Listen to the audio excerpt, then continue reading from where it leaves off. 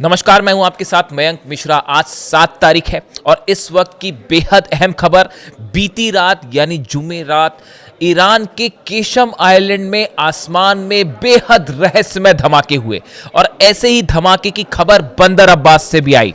अब आखिर सवाल यह है, देखिए ये बात क्लियर हो चुकी है कि दोनों जगह धमाके हुए थे, लेकिन ये धमाके कैसे हुए, क्या इसके पीछे किसी तरह की स्ट्राइक थी और कैसे जुमेरात को अमेरिका की फोर्सेस को ईरान ने बहुत बड़ा झटका दे दिया है। देखिए बेहद अहम खबर है। कल रात को ये जो कुछ हुआ, करीब 5 से 6 घंटे इसको लेकर जो है वो सनसनी थी पूरे इलाके में, हॉर्मूज में, ईरान में और खासतौर पर केशम आइलैंड और बंदर अब्बास में।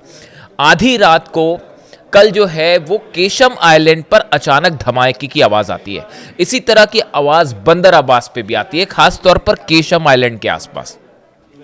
अब हुआ ये कि पहले इस तरह की खबरें जो हैं, ईरान के जो मीडिया आउटलेट्स हैं उन्होंने अपनी ये खबरें चलाई कि केशम आइलैंड में धमाके हुए हैं। हालांकि ये किसी ने नहीं कहा कि ये हमला है या नहीं है।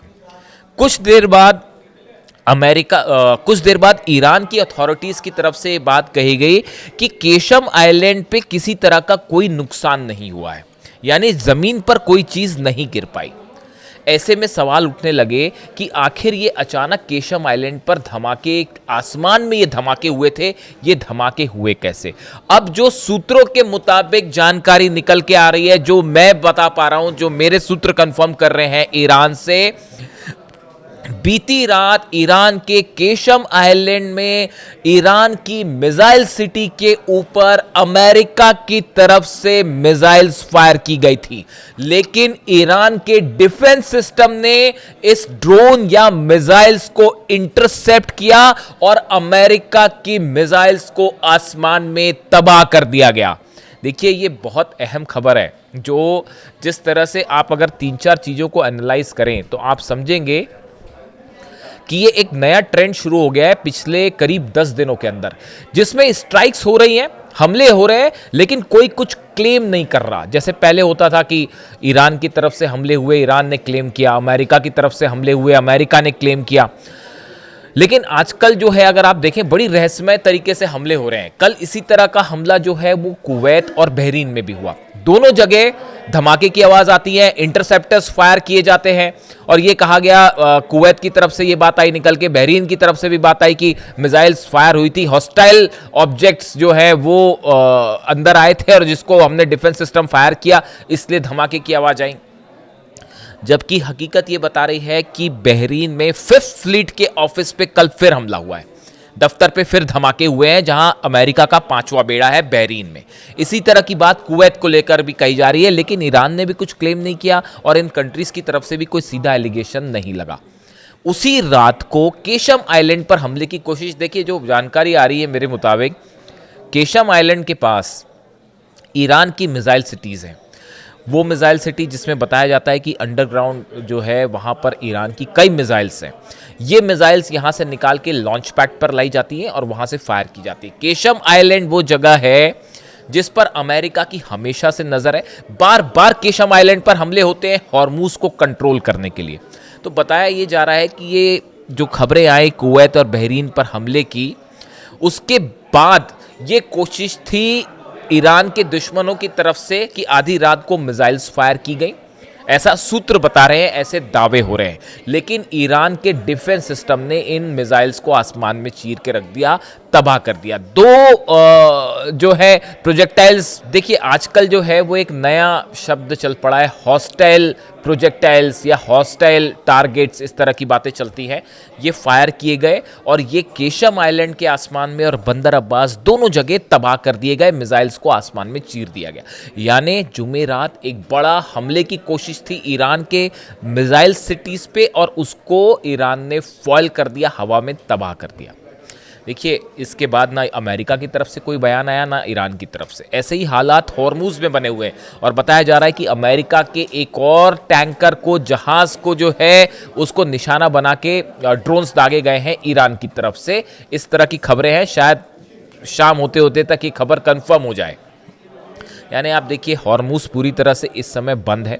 जो मेरे से बार बार इस बात को लेकर सवाल हो रहे हैं कि ओमान के साथ क्या डील हो रही है, क्या बातचीत हो रही है, क्या कोई समझौता हो रहा है? देखिए, इसको लेकर दो खबरें हैं। पहली खबर ये है, ईरान ने अपना स्टैंड साफ कर दिया है कि किसी सूरत में अमेरिका के साथ कोई डील नहीं की जाएगी, कोई ऑफिशियल बातचीत किसी तरह की नहीं होगी।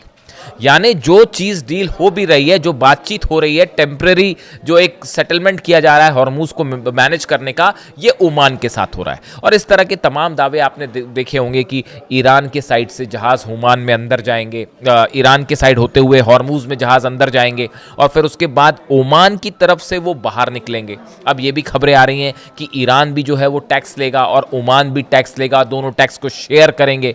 इस तरह की तमाम खबरें हैं। लेकिन इस बीच जो बड़ी एक खबर आ रही है कि डोनाल्ड ट्रंप को ये मंजूर नहीं है कि ओमान और ईरान हॉर्मूज को मैनेज करें।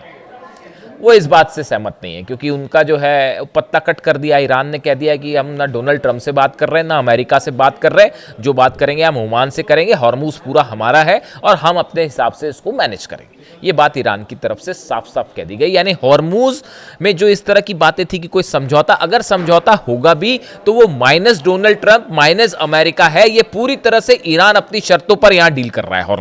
Hormuz is completely under control of Iran, इसमें किसी को कोई शक नहीं होना चाहिए।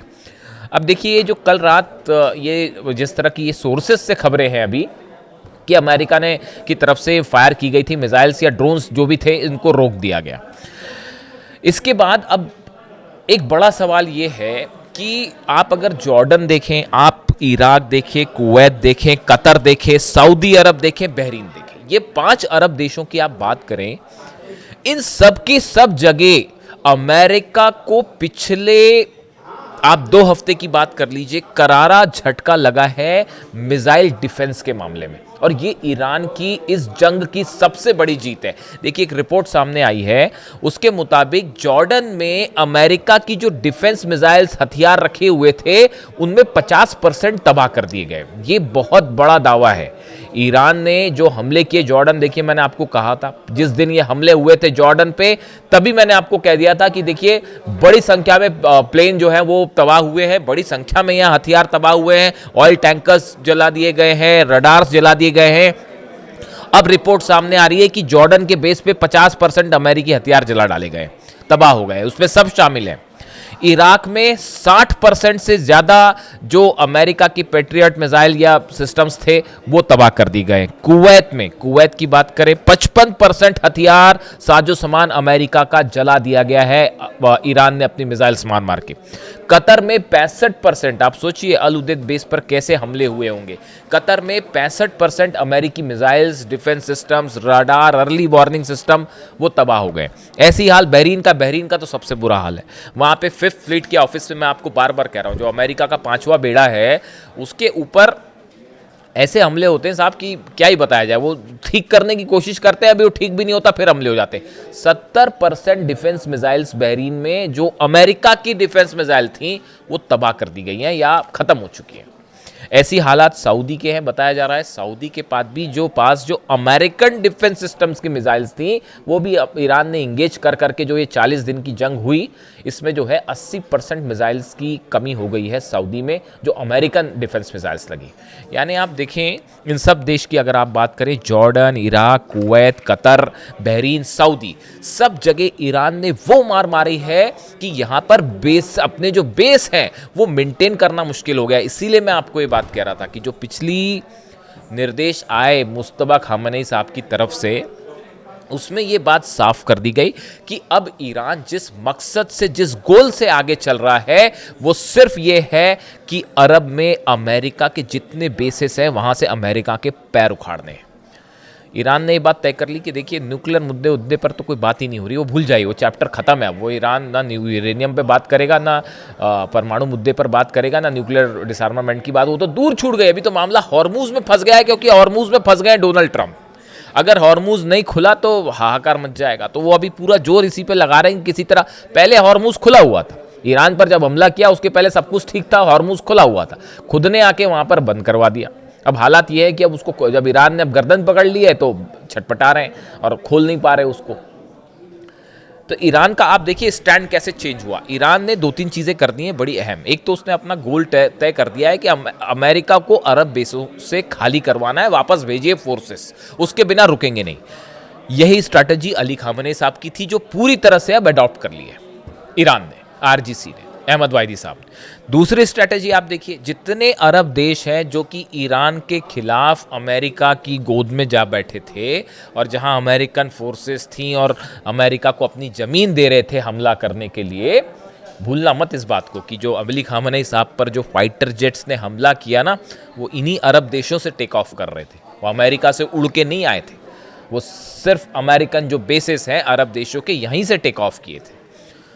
तो ईरान ने तय कर लिया कि जितने अरब देश हैं, इनके जितने बेस हैं, इन पर रुक रुक के हमले जारी रखने हैं, जब तक ये ख़त्म करके अपना यहाँ से जो है निकल ना जाए अमेरिकन फोर्स, तब तक हमला करते रहिए। आप देखिए हर 2 दिन बाद हमले होते हैं।